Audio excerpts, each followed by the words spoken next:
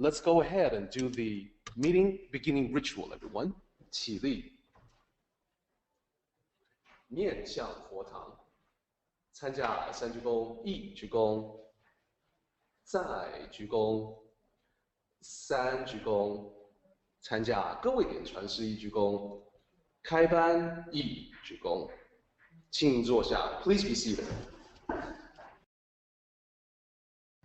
So, Bill, one thing real quick is that sometimes people are a little bit surprised when they participate in the meeting beginning ritual for the first time.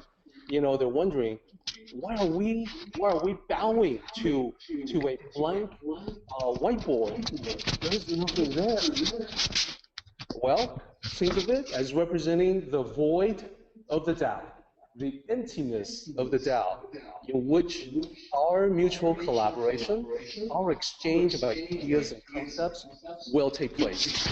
And that exchange, that process is sacred, all in and by itself. Yes, indeed. In fact, we're getting ready to kick off what's going to be 3 weeks worth of discussions about the rituals. Fantastic. Let me go ahead and mute my microphone, sir. All righty, sir. Thank you much. Begin whenever you like. I'm ready. Good morning or good afternoon or evening, wherever you happen to be. It's really, really good to be back.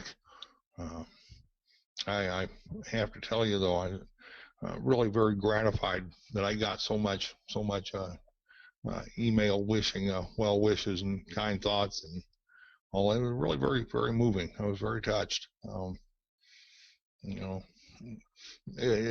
I guess we become accustomed to not seeing each other in person, and you know, there's always a little bit of a insulation because of the technology that we use to come together on Sundays, and it's not always easy to tell how what we do affects other people until something happens. And you know, I received a lot of email from folks who were hoping I was okay and wondering when I was going to be back and that sort of thing. The long and the short of it is I just had to have some oral surgery done, and I wasn't able to speak clearly for a couple of weeks, and so I had to beg off there. But that's all done now. And so now I'm looking forward to when I'll actually be able to eat again. Everything in due time. Today I want to kick off, like I said, what's going to become a 3-week discussion on the Yuan rituals.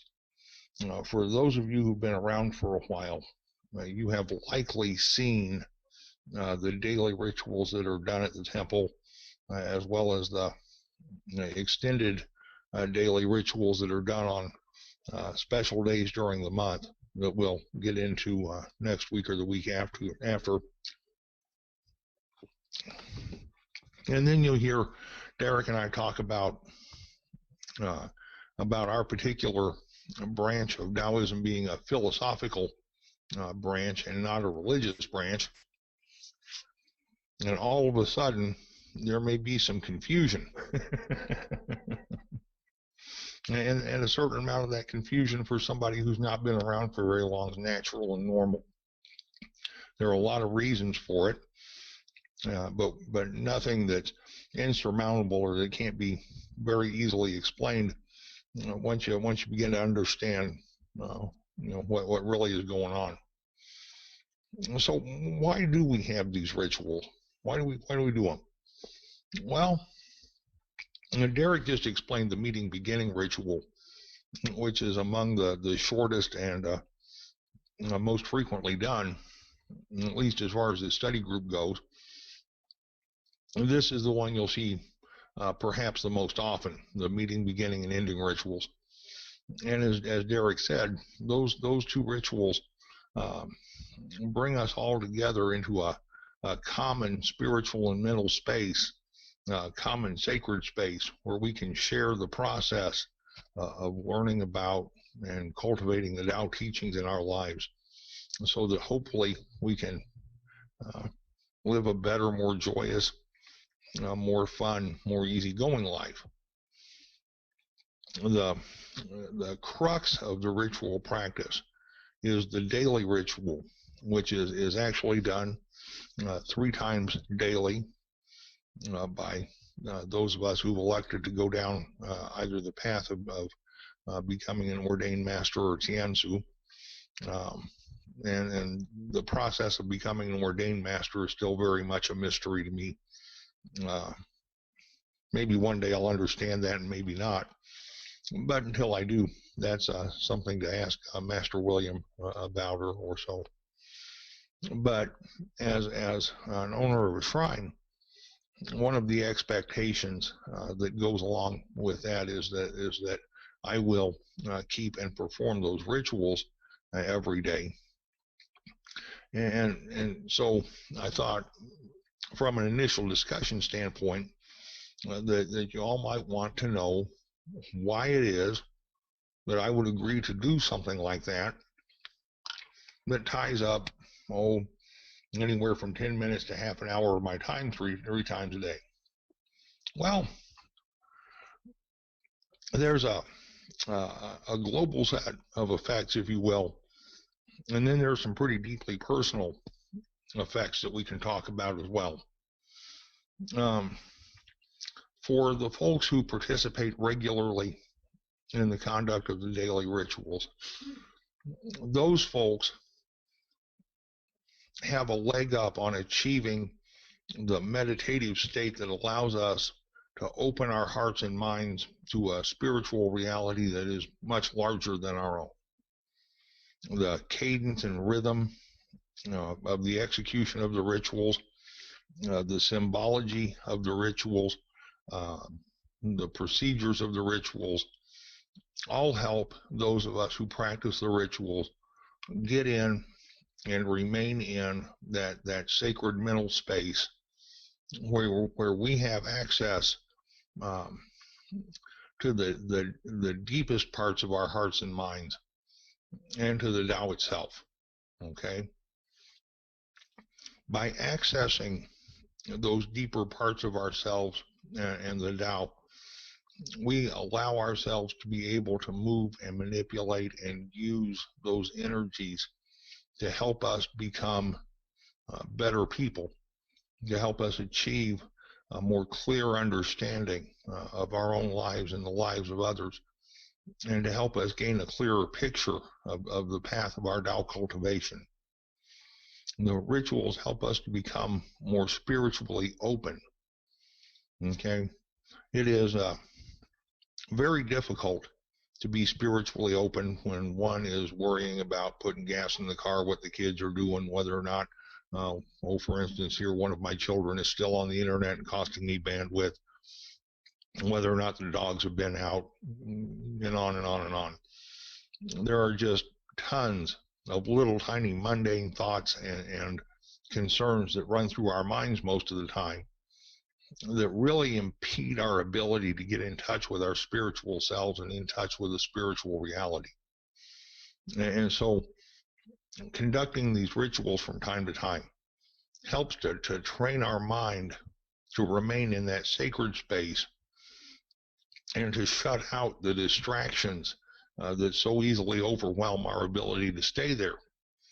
Achieving a deep meditative state is not something that occurs for most people within 10 minutes of starting. It usually takes some practice over a period of time to subdue the distractions and the little random thoughts that pop up in our minds all the time and settle into that spiritual and open mental state.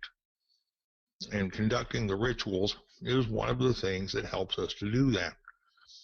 Because we are visually occupied, physically occupied, and mentally occupied, the other distractions that normally would filter into our consciousness are kind of excluded because we have something to do at the moment that requires the bulk of our concentration.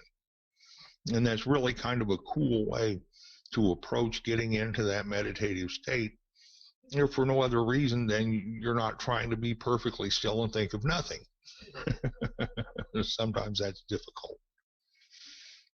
Once we achieve that state, from our earliest practice going forward, for as long as we can possibly maintain it, sometimes a few seconds, sometimes more, we can bring about the elevation of the true self, the Buddha nature, that little Buddha in all of us that's waiting to come out, to the point where we have access to that entity that is ultimately us, that part of us that transcends death and explanation both.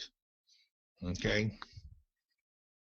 From time to time, I'm able to catch a glimpse of that portion of reality, and it is the most beautiful, wonderful thing I have ever experienced. I tell my Tai Chi students, if I ever get there again long term, I'm not coming back. And it is that wonderful. But so far, I've not been able to voluntarily leave this existence. So here we are anyway. To achieve that kind of mental clarity, even for a little bit, is to see essentially everything in terms of its greatest reality, in terms of its most clear and radiant self. And it is a singularly unique experience to be able to do that. It's one of those things that tells me that I'm going down the correct path and that I'm kind of doing things the right way, and that encourages me to continue to do this. And then lastly, as I alluded previously, doing the rituals trains the mind to remain in that spiritually mindful state. Eventually, with practice, that doesn't just persist for the duration of time that we're involved in the spiritual practices, whether it's the study group or the rituals or lunch or whatever. It persists well into our daily lives. And I've been doing this long enough now that virtually all of my waking hours, somewhere in my mind, I'm running through bits and pieces of the daily ritual, or certain phrases within the ritual that are very powerful and have meaning for me, or I'm considering one facet or another of the teachings, and that's going on in my mind pretty much continually. It is the spiritual traffic cop, if you will, that prevents me from being the more intense me that without this practice would probably be running around right now. Now, our particular branch of the Iguan Dao is a philosophical branch. We do not we're not a part of the religious branch per se, and so it's almost a given question, if you will, that folks ask us. If you guys were a philosophical organization per se, why the altar, why the figurines, why the stuff? What's with all the props and all of the rituals and what have you? Well, aside from the reasons that we just discussed, okay, the philosophical branch of Taoism can be practiced as a religion if one chooses to do so. I practice this philosophical brand of Taoism as my religion. Okay? That is not a requirement of our temple. It's nothing that someone has to do. Okay? There are very few things among the membership of the temple that absolutely has to be done or absolutely can't be done. You won't hear things like that in our temple. You will hear certain amount of admonitions to things that generally help create a smoother and more joyous life. And gee, couldn't we all use more of that? Okay. But other than those sorts of things, unless your particular path is like the one that Sifu Ed and I have gone down, or the one that Derek's going to go down at some point in time. There just aren't a whole bunch of rules. However, within our philosophical organization, everyone has access to the shrine and to the rituals and to the benefits that they inure to us. Okay? It's difficult to visualize here the remarkable differences between our philosophical branch of the tree of Taoism and the religious branch. If one has an opportunity to explore the religious branch a bit, you will find an entire pantheon of gods, demigods, immortals, and other spiritual beings, various and sundry realms of heaven and hell. A lot of the very same trappings that one might find within any other religious tradition, okay? And a lot of the same sorts of thoughts, philosophies, and rules. And we do not have that to any large degree, okay? That is, for any one individual who aligns himself with our particular temple, there are what I like to think of as suggestions to help move life along and make things a lot more fun. But anyone can choose to accept or reject whatever I say and go do whatever it is they feel they need to do. And that creates some confusion, because we have all of the trappings that at first blush appears to be all the trappings of a regular religious tradition, and yet we don't call ourselves a religion. Well, okay, that's true. And so I suppose I should diverge for just a moment, let you all know that there is a great deal of meaning and symbology in the shrine that has nothing whatsoever to do with religion. Okay? We do not worship the statues or the moonlight or anything else that you see on the shrine at all. We don't. Those things, the statuary and the moonlight and the teacups and everything else, are there to remind us of sacred divine principles and natural laws that have been in existence since before time began, that we venerate and try to apply in our lives so that we can get through this existence with a minimum of pain and grief and a maximum of joy and ease. That pretty much is it. And there is a huge and important distinction between veneration and worship. Okay? So why do I do this? What motivates me to continue to do this? Well, I found this practice to be transformational. I found this practice to help me set my goals and my plans more reasonably and realistically. I have found that while I'm dwelling on the rituals and the teachings, that I tend to be much more sedate and much more compassionate. And I find that in some kind of miraculously karmic way, that when I'm attempting to do what I know to be is right, that things tend to work out, like I said, rather miraculously, to my benefit and the benefit of everyone else involved, without a tremendous amount of pushing, shoving, or effort. I'm not even going to pretend to fully understand how that process works. But I can tell you that I believe once one is aligned with the flow of the Tao, that our lives become transformed more and more as we get closer and closer to no longer resisting that flow. And that for as long as we decide to resist the natural laws and axioms that are part of the Tao, that we will continue to suffer. It's only by figuring out where that alignment is and putting our feet on that spiritual path that we're able to get around an awful lot of the self-inflicted pain and grief that most of us live with in our lives. And that for me is a powerful motivation to continue to do this. I have seen myself huge changes in my life over the years, and I'm not the best person perhaps to talk about or enumerate the changes in my life because I'm way too close to the forest to see the trees.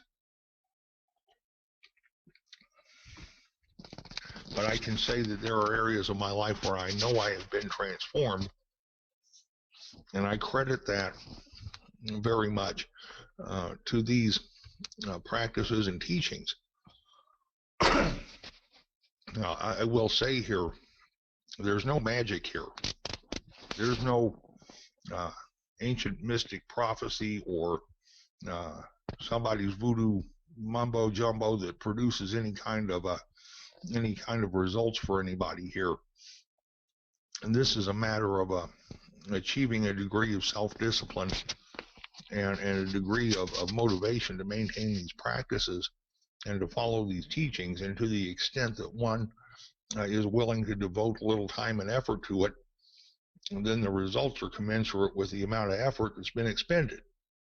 It's not a secret. It's not magic. It isn't even difficult. It's simply a matter of deciding to follow a path in a complete and disciplined sort of a commitment. And if one can do that, then that spiritual path becomes one that does transform lives, that does make things better, and that does appear to just sometimes miraculously work out. So what else is there that's important to know? Well,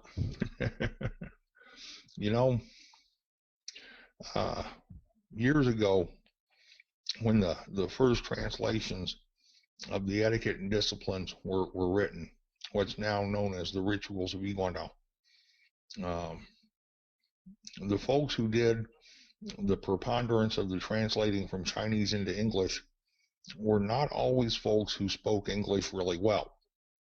Their hearts were absolutely in the right place, and they knew what they were talking about. But there is a huge gap in both perception and linguistics between here and China or Taiwan. And that makes sometimes rendering the original Chinese into English extremely difficult. For those of you who are familiar with the older versions of the etiquette and disciplines, there are terms such as worship used in those books that is directed at the statuary on the altar table. But that was the closest English word that anybody knew back then, and in more recent years, the explanations have been refined and clarified to a much more accurate point of view. There's a lot more precision applied to that than it was possible to do before. Okay? We don't worship the statues of the Buddhas or the Moonlight or the scrolls or anything else. That's an important thing to know. If one approaches the rituals thinking that they are going to request of the Buddha Maitreya sitting on that altar some kind of a transactional relationship, they're going to be sorely disappointed. The Buddha Maitreya is a central figure in our temple, and it should be. But that ceramic statue is not going to get up off that altar and do anything for us. It just isn't. It's ceramic, okay? And worshiping it is not going to produce any type of tangible result.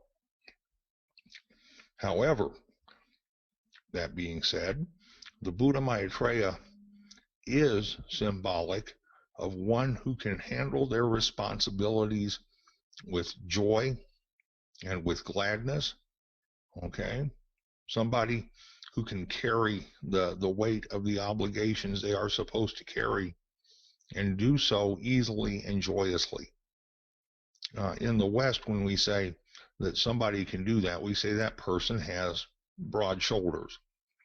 In China, as I have been told, when a person can do that, they say that person has a large stomach.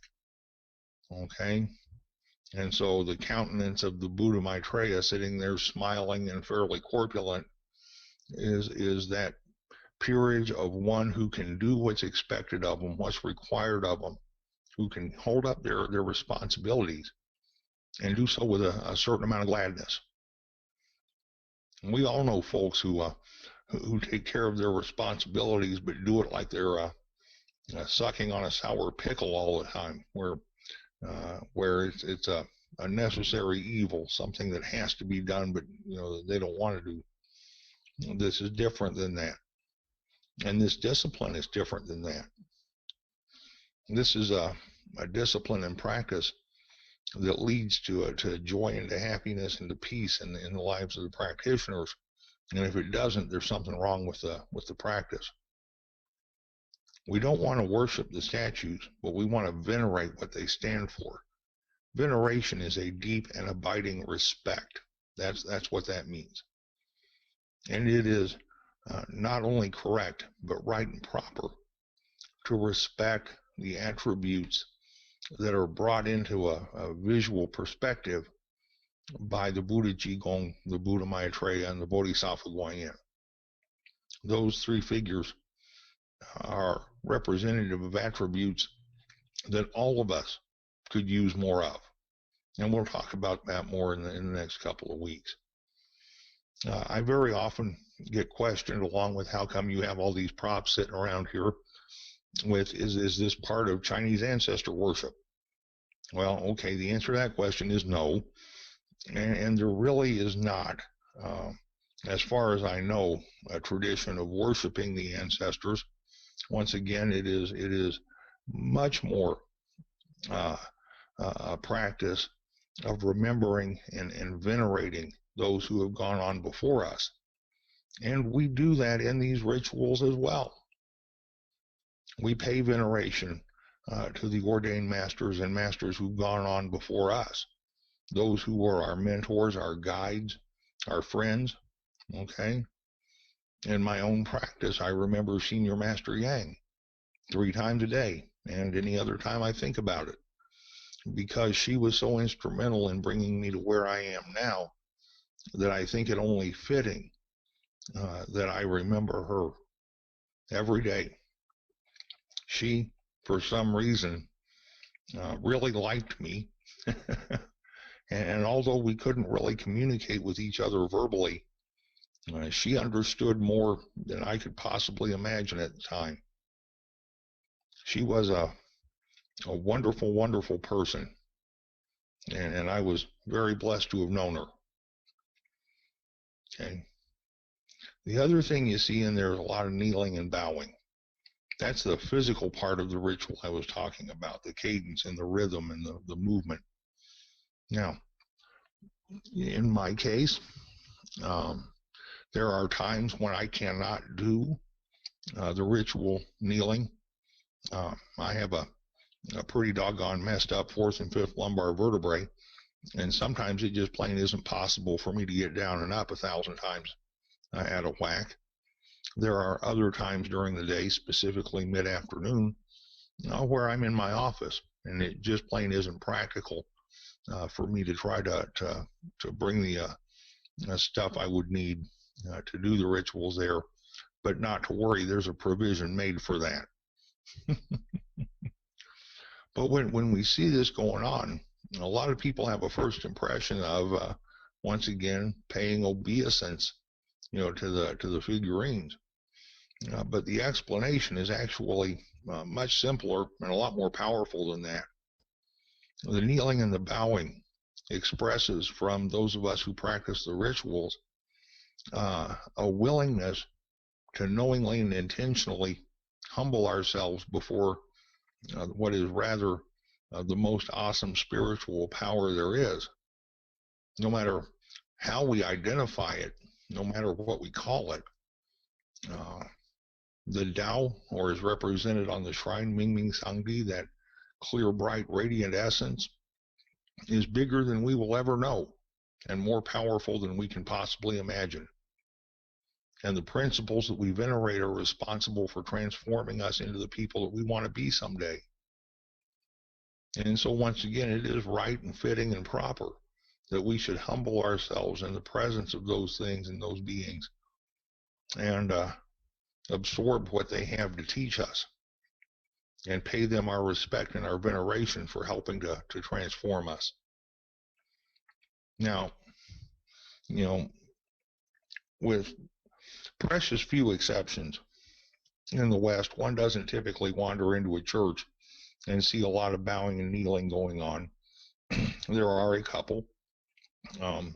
Perhaps in Western traditions, the Roman Catholic Church, as far as the practice goes, probably gets closer to what we do in the Iguandao than any other tradition in this country. Anyway, the Catholic Church has its saints and and Jesus and God and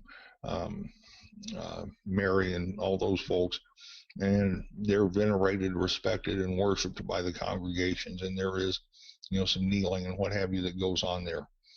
But it's a very different sort of a practice than what we're engaged in. But it's very easy to try and draw the mental parallels between what we think we know and understand to what we don't understand. And so I want to be very clear that although there are some traditions that get kind of close in the implementation of their rituals, the mental state behind it and the object of executing the rituals, of the performance of the rituals, are not the same. If one can get through the performance of the rituals and be in that deeply meditative and spiritual state, if one can become receptive to nurturing the true self, bringing the Buddha nature into light for a while, of absorbing the relevance of those tremendous natural laws, the divine essence of the Tao, then one comes away from that practice refreshed, renewed, and ready to go do it again. And that's important. So what exactly is it? Oh my, I'm chewing up more time than I'll get through this last slide here and then give it back to you. I didn't realize it was so late. I'm sorry. What happens to you over time? Well, for those of you who think you may have the same karmic affinity that Derek and I have, or that other people there have, you can expect the same transforming effect in your lives as we've experienced in our own. The results from following these teachings can be reproduced using the scientific method over and over and over again. It's really very cool. I've never been part of any other tradition where I could say that, but I've watched this happen too many times in the last 10 or 15 years or however long it's been for me to have any doubt in it. I know these teachings work, and they work every time. If we apply them properly, then what they're supposed to do happens every time. They help us to maintain a more open perspective on life, a bigger picture view of life. And that's happened for me. They provide, in my case anyway, a spiritual focal point, someplace where I can concentrate the energy of my own mind and spirit and remain undistracted and in that energetic space for a period of time. And that's especially useful for me when things get tense or stressful, or when something turns my life upside down. Those things are the what spiritual crutches, if you will, that I lean on to prop myself up when things aren't going as well as I wanted them to. And make no mistake, the practice of these rituals doesn't guarantee a life free from problems or ills or from making mistakes or creating our own set of headaches. Those things all can absolutely still happen. But if we're trying to practice them properly, if we're applying ourselves to the teachings, there doesn't usually come along a problem that doesn't also have a way out. For me, the keeping of the rituals and the Tao teachings is the root of my spiritual practice. It's what I do. I try to do it all day long, every waking minute. And it stays with you. It stays with me. It's something that I'm very happy to do these days. And actually, a lot of the time, I don't even have to think about it. It just sort of happens. When you get to the point where the teachings and the rituals are floating around in your mind all the time, then they're helping you continually. Okay? The practice of the daily rituals keeps those things in the forefront of our mind. It keeps us continually renewed in the Tao teachings. It gives us something we can grab onto when people start to annoy us or make us mad, or we get in a situation where we're less compassionate and perhaps not as sympathetic or empathetic as we could be.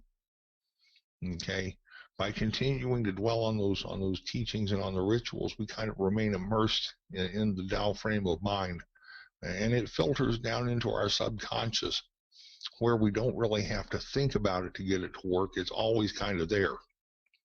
Okay. And what we put our energy to, what we keep in the forefront of our minds and in our subconscious, what we give that energy to becomes a part of us. It becomes a reality in our lives eventually.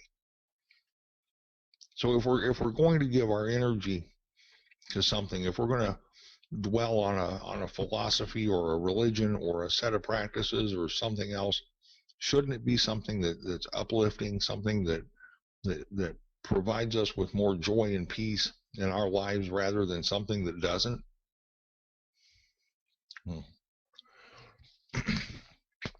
I'd like to thank you all for letting me run over just a moment. I'll try to rein that in, but there's a lot of material here. For one who has the karmic affinity for the Tao teachings, the practice of these rituals regularly is a natural next step. It is. And it's a huge beneficial next step in one's Tao cultivation. And finally, one last reminder that keeping those rituals for us isn't a transactional process with some kind of unseen deity. Okay, they don't come with a guarantee of glory or punishment, either one. What they are is a way for us to access that spiritual self and to use that energy and those divine principles to better our lives and to help us move forward.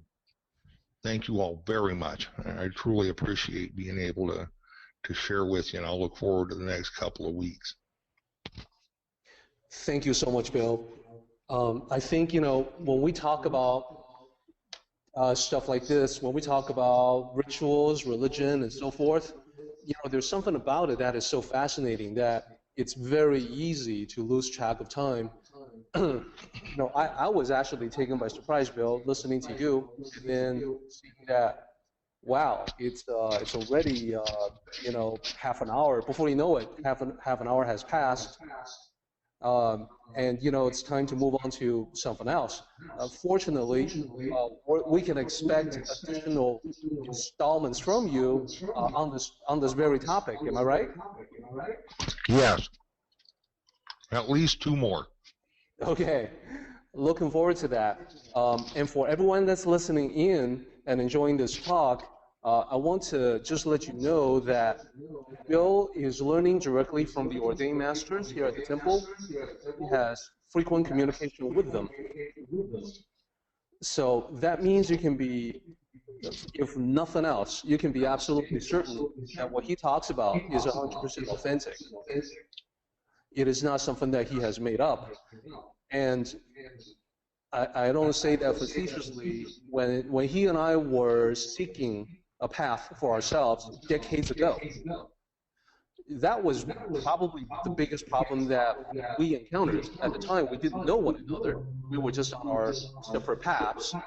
And we just, individually, we kept coming across people who were, in fact, making up their own stuff. And, sometimes putting it under the banner of Asian teachings. And it's usually hit or miss. Sometimes they'll come up with something that's pretty cool. Other times, it's just completely ludicrous. Yeah, and I think Bill had a similar experience. Several. Several, okay.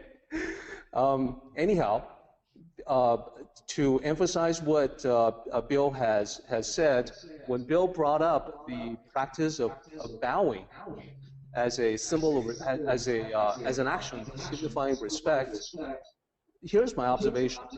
I have seen people who cannot do it. Not because of, physically cannot do it, but mentally cannot do it, which is the more important problem.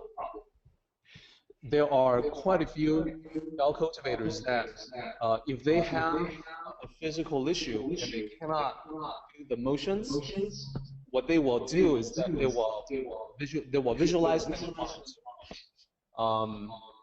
Alex, I know you've done that, which is completely good. There are women who, when they're pregnant, they still want to participate in the rituals. They'll be at the temple, they'll be at the shrine, and then they will visually do it. They will do it within. But those people that cannot do it and will not visualize it, do it in their minds, usually are the people who are so arrogant without realizing it, that they cannot, it's impossible for them to be in touch with the essence of humility. So in the Tao, you heard Bill talk about how it is not about worship in the conventional sense. It is indeed about, let me say it this way. Oftentimes, you will hear, you will see practices, religions that are servile, okay? For instance, I have interacted with people who say that, well, I'm a slave of God. And they say that in a very proud way, okay? And my reaction to them, I try to not be discourteous to them, but my reaction to them is that, no, you are not a slave of God. You are not a slave to anything or anyone, except what you choose to be. You don't need to be a slave to anything. You don't need to follow anything slavishly. The Tao is not about being servile, is not about being a slave. It's about being humble. It's about recognizing that you are both special and insignificant in the cosmos at the same time. The specialness of you and the insignificance of you are manifesting both at the same time, like the yin and yang symbol. So if you can only recognize your own specialness but not your own insignificance, you're really missing half the picture. So hopefully that explanation makes sense to you. I also want to talk about where Bill addresses how cultivation has a definite effect over time. So a lot of you guys know that that Bill follows the religious path, and I personally follow a secular path. I personally don't treat it as a religion, but I do cultivate. I do cultivate spirituality. The difference between the two may be unclear or debatable for most people. For me, it's actually pretty important. Nevertheless, I have noticed the effect over the years that cultivation has had on me. I don't notice it by sensing it in myself. I cannot detect any difference in myself. To me, I feel like me, just like I've always felt like me, from as far back as I can remember. What I notice is the reaction that people have the reaction that I have, the reaction that I inspire in other people. So just as an example, not to, to my own horn or get all egotistical, at work, at the office, I don't talk about the Tao unless someone asks. Nothing that I do is in secret. If people want, they can look up my name, in Google, and then they can find all kinds of references of what I have done, my books, the documentaries that I've appeared in, stuff like that. So occasionally people will say, hey, I discovered that you are this and that, or they will say that, hey, I didn't know you were an author, and that's totally fine. Because if they didn't discover on their own, I'm not about to name drop and say, oh, I was just talking to my literary agent, in the hopes of making them say that, you have a literary agent? Wow, that is so cool. You are an author? That is so cool. I think that's just an ego trip. So I just avoid talking about that. If people ask, I will give them complete, clear answers. Oh yeah, sure, I've been doing it for X number of years and stuff like that. So usually I never talk about it. So more than half of the people at the office have no idea that's what I do in my spare time. Sometimes I joke with the people that do know that being an author is my secret identity. And so, by day, mild-mannered project manager in the IT world. By night, I show the S on my chest, and then I fly to. Okay. So that's my secret identity. I don't talk about it, but what I do notice is that around the office, somehow, even the people that don't know about what I do outside the office, there's a reputation evolving, shaping to the point where everyone says, well, Derek, he's the calmest person around. When there are difficult customers and you need to calm them down, you just find Derek and he'll calm them down. He'll reach out with his calmness and he will just smooth ruffle feathers and the situation will settle down and everything's going to be okay. So somehow without trying to, I have attained this reputation, sort of like a Zen master type of reputation. But then that's an indication to me that how far I have gone into Tao cultivation is not a matter of my own opinion, but is what I measure by people's reaction of what people's opinions may be, because I can't really assess myself. Now, a mind is notoriously unable to assess itself perfectly. You see this all the time. Some of you see it every Friday night at the bar, where people say, "Oh, I'm not drunk. Give me my car keys. I'm going to drive home." They cannot assess how drunk they are because they are using an impaired mind to assess the impairment. So likewise, we're not able to see how far advanced we have come as a spiritual entity. Only way you can tell is by relying on, hopefully, good friends will give you honest feedback. And hopefully honest friends will tell you, hey, listen, man, you've been a bit of an a-hole, and that causes you to make a course correction. Or say that, well, hey, you did that well. I admire that. I respected that you did what you did, and you handled it in a way that I wish I could emulate. Stuff like that, positive feedback or negative feedback, is what we would all have to depend on. And that tells you that you have made some progress with cultivation. And ritual is a way, rituals, I would say, is a way to accelerate cultivation. There are several ways that are known to be very effective at accelerating cultivation. A ritualistic practice is one of them. Another way is if you can find your energy complements. For most people, this would be like your mate, your significant other, your wife, your husband, your spouse, and cultivate using the yin and yang principle to help you accelerate your learning. This means that both you and your complement, your mate, your spouse, has to be in the thick of it with you, and that you are constantly engaging in one another in discussions, in how you feel, what you have learned, what your insights are, and exchange of ideas. That has a similar effect as the acceleration of rituals. Now, there are people that do both, that have that type of collaborative cultivation, plus they have a ritualistic practice. Those are the ones that make the fastest progress of all. And one more thing that Bill talked about was the translation, the PDF that is downloadable. You can find a link to it in our Tao discussion group. And what Bill said about the previous version is quite accurate also.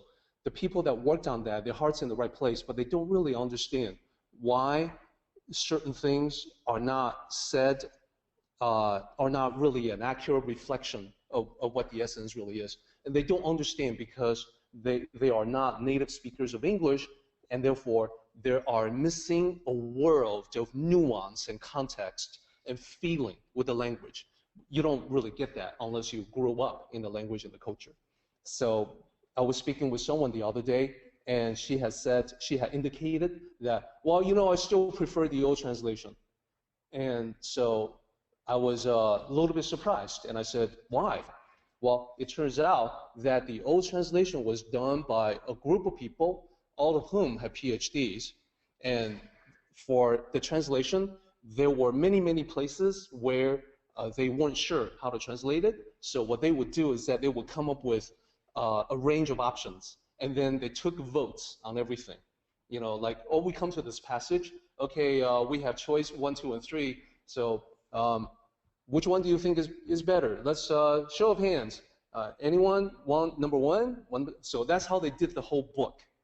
And again, wishing to be courteous, I did not say anything more, but I knew that none of these PhDs were native speakers, and the range of options that they came up with, they were all really poor choices. You know, of course, I didn't want to say that because that could be offensive, but it's the truth.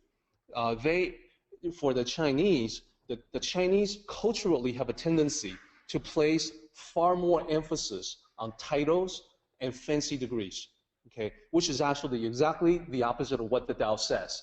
But culturally, the Chinese has gone that way. And therefore, if you if you ask a traditional Chinese person, well, you know, this guy, he just did a translation, and he's got a bachelor's degree. And this other group, they're all PhDs, and they did another translation. Which one would you pick? There's no question. That person will pick the one that's done by PhDs. You know, they don't really care about anything else. They just care about that degree.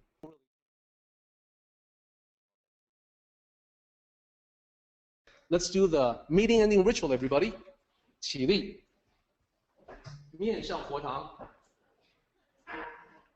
持下3鞠躬，1鞠躬，再来1鞠躬，3鞠躬，持下各位点传世1鞠躬，结班1鞠躬。